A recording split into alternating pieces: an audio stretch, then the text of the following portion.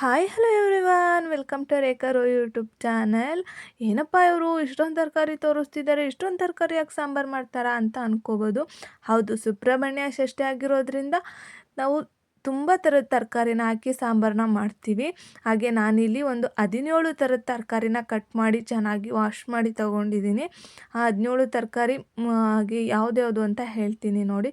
ಎಲ್ಲವುದೂ ನಾನು ಸ್ವಲ್ಪನೇ ಹಾಕಿರೋದು, ಜಾಸ್ತಿ ತರಕಾರಿ ಹಾಕಿರೋದ್ರಿಂದ ಇಷ್ಟು ತರಕಾರಿಲಿ ನಾನು ಆಲೂಗೆಡ್ಡೆ ಆಗಿರ್ಬೋದು, ಹೀರೆಕಾಯಿ, ಪಡವಲಕಾಯಿ, ಬೀನ್ಸ್ ಕಾಳು, ಅವರೆಕಾಳು, ತೊಗರಿಕಾಳು, ಹಾಗಲಕಾಯಿ, ಸೋರೆಕಾಯಿ, ಚಪ್ರದ ಅವರೆಕಾಯಿ, ತಡ್ನಿಕಾಳು, ಸಾಂಬಾರು ಸೌತೆ, ಹಲಸಿನಕಾಯಿ, ಬಾಳೆಕಾಯಿ, ಕ್ಯಾರೆಟು, ತೊಂಡೆಕಾಯಿ, ಮೂಲಂಗಿ ಇಷ್ಟು ತರಕಾರಿನ ನಾನು ಹಾಕಿದ್ದೀನಿ. ಇನ್ನೂ ಜಾಸ್ತಿ ತರಕಾರಿ ಹಾಕ್ಬಿಟ್ಟು ಕೂಡ ಮಾಡೋರಿದ್ದಾರೆ. ನಾನು ಸದ್ಯಕ್ಕೆ ಇಷ್ಟು ತರಕಾರಿಗಳ್ನ ಎಲ್ಲದನ್ನು ಸ್ವಲ್ಪ ಹಾಕ್ಕೊಂಡಿದ್ದೀನಿ.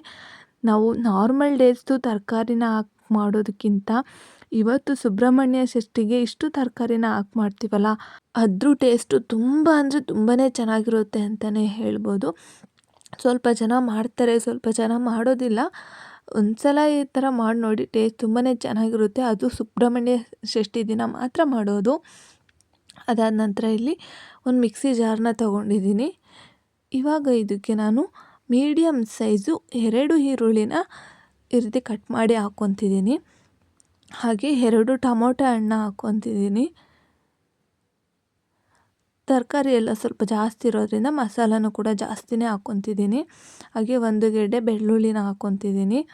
ನನ್ನ ಫ್ರೆಂಡ್ ಒಬ್ಬರು ಬೆಳ್ಳುಳ್ಳಿ ಸಿಪ್ಪೆ ತೆಗೆದು ಹಾಕ್ತಾರೆ. ಮೇನ್ ಟೇಸ್ಟ್ ಇರೋದೇ ಬೆಳ್ಳುಳ್ಳಿ ಸಿಪ್ಪೆ ಹಾಕೋದ್ರಿಂದ ಅಂತ ನಾನು ಅಂದ್ಕೊಂಡಿದ್ದೀನಿ. ಹಾಗೆ 2 ಲವಂಗನ ಹಾಕ್ಕೊತಿದ್ದೀನಿ. ಹಾಗೆ ಸ್ವಲ್ಪ ಕಡಲೆನ ಹಾಕ್ಕೊತಿದ್ದೀನಿ. ಕಡಲೆನ ಯಾಕೆ ಹಾಕ್ಕೊತಿದ್ದೀನಿ ಅಂದರೆ, ಈ ಸುಬ್ರಹ್ಮಣ್ಯ ಷಷ್ಠಿಗೆ ಹಸಿ ತರಕಾರಿಗಳ್ನ ಮಾತ್ರ ಹಾಕಬೇಕು, ಬೇಳೆನ ಯೂಸ್ ಮಾಡೋ ಆಗಿಲ್ಲ.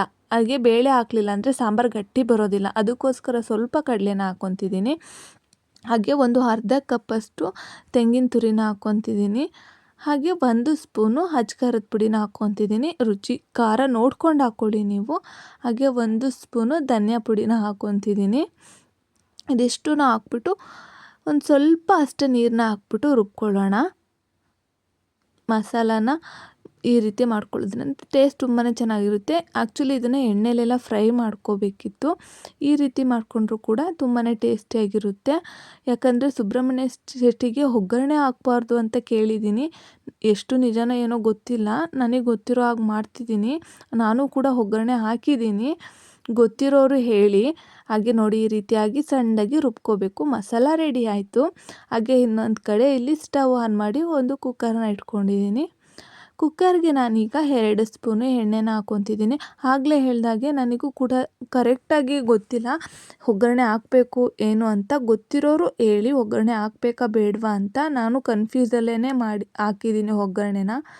ಹಾಗೆ ಎಣ್ಣೆ ಸ್ವಲ್ಪ ಬಿಸಿ ಆದಮೇಲೆ ಇದಕ್ಕೆ ಅರ್ಧ ಸ್ಪೂನ್ ಸಾಸಿವೆ ಹಾಗೂ 1 ಕಡ್ಡಿ ಕರಿಬೇವಿನ ಎಲೆನ ಹಾಕ್ಕೊತಿದ್ದೀನಿ. ಹಾಗೆ ಈರುಳ್ಳಿ ಟೊಮೊಟೊನ ಸ್ವಲ್ಪ ಸಣ್ಣದಾಗಿ ಕಟ್ ಮಾಡಿ ಹಾಕ್ಕೊತಿದ್ದೀನಿ. ಈಗ ಚೆನ್ನಾಗಿ ಇದನ್ನು ಎಣ್ಣೆಯಲ್ಲಿ ಫ್ರೈ ಮಾಡ್ಕೊಳ್ಳೋಣ. ಈರುಳ್ಳಿ ಮತ್ತು ಟೊಮೊಟೊನ ಚೆನ್ನಾಗಿ ಫ್ರೈ ಮಾಡ್ಕೋಬೇಕಾಗುತ್ತೆ. ಗೊತ್ತಿರೋರು ಪ್ಲೀಸ್ ದಯವಿಟ್ಟು ಕಮೆಂಟ್ ಬಾಕ್ಸಲ್ಲಿ ಕಮೆಂಟ್ ಮಾಡಿ ತಿಳಿಸಿ. ಈಗ ಸ್ವಲ್ಪ ಚೆನ್ನಾಗಿ ಈರುಳ್ಳಿ ಮತ್ತು ಟೊಮೊಟೊನ ಫ್ರೈ ಮಾಡ್ಕೊಂಡ್ಮೇಲೆ ನಾವು ಕಟ್ ಮಾಡಿ ಇಟ್ಕೊಂಡಿರುವಂಥ ತರಕಾರಿಗಳ್ನ ಹಾಕ್ಕೊಳ್ಳೋಣ.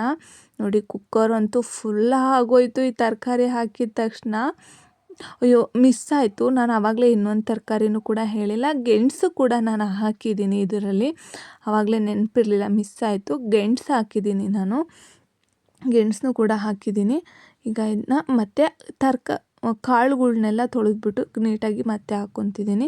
ಈಗ ಇದಕ್ಕೆ ಸ್ವಲ್ಪ ಸಣ್ಣದಾಗಿ ಹೆಚ್ಚಿಟ್ಕೊಂಡಿರುವಂಥ ಕೊತ್ತಂಬರಿ ಸೊಪ್ಪನ್ನ ಹಾಕ್ಕೊತಿದ್ದೀನಿ.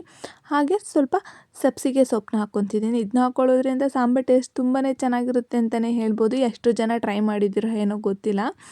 ಈಗ ಇದಕ್ಕೆ ರುಚಿಗೆ ತಕ್ಕಷ್ಟು ಉಪ್ಪನ್ನ ಹಾಕ್ಕೊತಿದ್ದೀನಿ.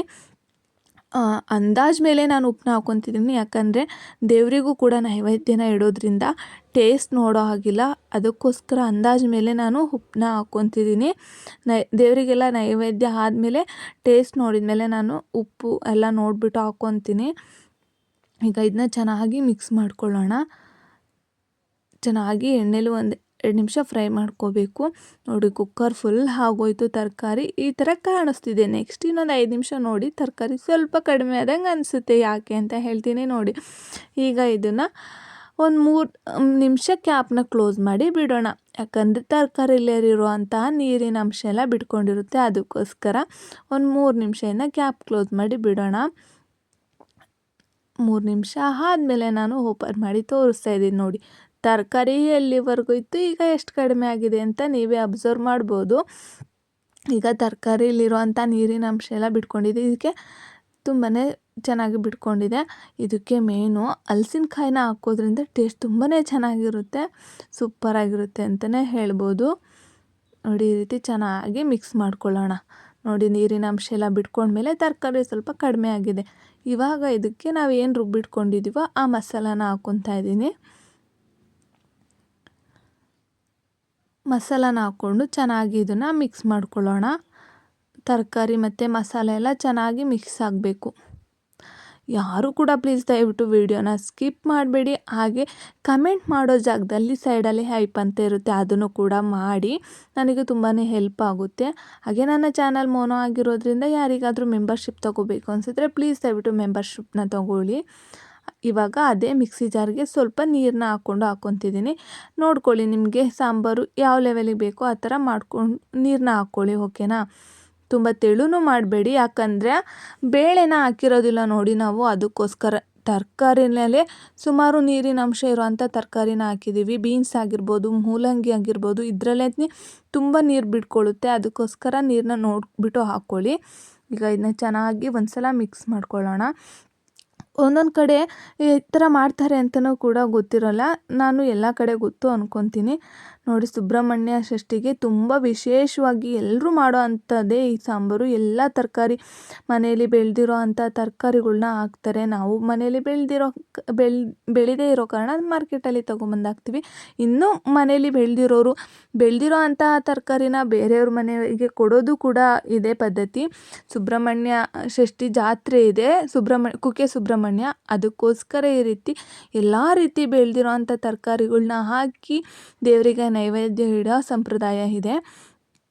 ಏನು ಹೇಳ್ತಿರೋ ಬಿಡ್ತಿರೋ ಇವತ್ತು ಮಾಡೋ ಅಂಥ ಸಾಂಬಾರು ಟೇಸ್ಟು ತುಂಬ ಅಂದರೆ ತುಂಬಾ ಚೆನ್ನಾಗಿರುತ್ತೆ. ಈಗ ಇದನ್ನು ಕ್ಲೋಸ್ ಮಾಡಿ 1 ವಿಷಲ್ ಕೂಗಿಸ್ಕೊಳ್ಳೋಣ ಸಾಕು. ಯಾಕಂದರೆ ತುಂಬ ಬೇಗ ಬೇಯೋ ಅಂಥ ತರಕಾರಿ ಕೂಡ ಇದೆ, ಅದಕ್ಕೋಸ್ಕರ 2 ವಿಷಲ್ ಕೂಗಿಸ್ಕೊಂಡ್ರೆ ಫುಲ್ಲು ಸ್ಮ್ಯಾಶ್ ಆದಂಗೆ ಆಗಿಬಿಡುತ್ತೆ. ಅದಕ್ಕೋಸ್ಕರ 1 ವಿಷಲ್ ಕೂಗಿಸ್ಕೊಳ್ಳೋಣ ಸಾಕು, ಪರ್ಫೆಕ್ಟಾಗಿ ಆಗಿರುತ್ತೆ.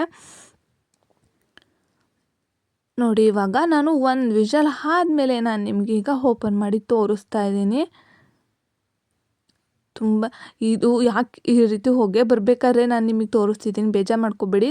ದೇವರಿಗೆ ಪೂಜೆ ಮಾಡ್ತಿದ್ರು, ನೈವೇದ್ಯಕ್ಕೆ ಇಡಬೇಕು ಅಂತ ಇವಾಗಲೇ ವಿಡಿಯೋ ಮಾಡ್ಕೊಬಿಡೋಣ ಅಂದ್ಬಿಟ್ಟು ಮಾಡ್ತಾಯಿದ್ದೀನಿ. ನೋಡ್ತಾ ಇರ್ಬೋದು ತರಕಾರಿ ಎಲ್ಲ ಪರ್ಫೆಕ್ಟಾಗಿ ಬೆಂದಿದೆ, ಸೂಪರಾಗಿ ಬಂದಿತ್ತು. ಸ್ಮೆಲ್ಲಂತೂ ಹೊಟ್ಟೆ ಹಸಿತಾಯಿತ್ತು, ತುಂಬಾ ಚೆನ್ನಾಗಿತ್ತು ಅಂತಲೇ ಹೇಳ್ಬೋದು. ನೋಡ್ತಾ ಇರ್ಬೋದು ಎಷ್ಟು ಚೆನ್ನಾಗಿ ಬಂದಿದೆ ಅಂತ. ಐ ಹೋಪ್ ನಿಮಗೆಲ್ಲ ಈ ವಿಡಿಯೋ ಇಷ್ಟ ಆಗಿದೆ ಅಂದ್ಕೊತೀನಿ. ಇಷ್ಟ ಆಗಿದ್ರೆ ಪ್ಲೀಸ್ ದಯವಿಟ್ಟು ಒಂದು ಲೈಕ್ ಮಾಡಿ, ಶೇರ್ ಮಾಡಿ, ಕಮೆಂಟ್ ಮಾಡಿ. ಹಾಗೆ ರೇಖಾ ರಾವ್ ಯೂಟ್ಯೂಬ್ ಚಾನಲ್ನ ಸಬ್ಸ್ಕ್ರೈಬ್ ಮಾಡ್ಕೊಳ್ಳೋದು ಮಾತ್ರ ಮರಿಬೇಡಿ. Thank you for watching guys. See you the next video. Comment box ಪಕ್ಕ ಹೈಪ್ ಅಂತ ಇರುತ್ತೆ, ಅದನ್ನು ಕ್ಲಿಕ್ ಮಾಡಿ ಗಾಯ್ಸ್. Bye bye.